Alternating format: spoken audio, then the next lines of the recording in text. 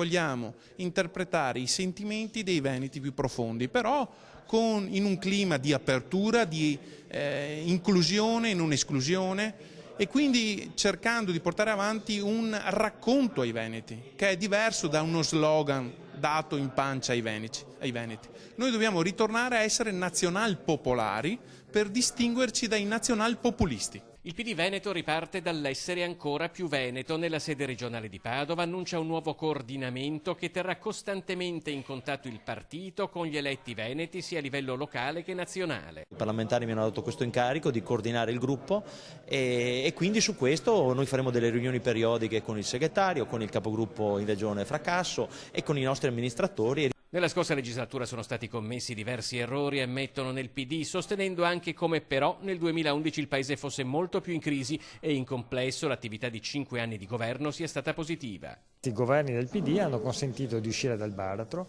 hanno messo in sicurezza il bilancio del Paese e hanno consentito l'inizio della crescita. Questo non vuol dire che errori non siano stati compiuti e che tutto sia risolto. Abbiamo però deciso di ripartire dal Veneto e dall'attività parlamentare del Veneto, creando una squadra, un team che lavorerà unito grazie anche a quegli incarichi che siamo riusciti a ottenere come parlamentari veneti.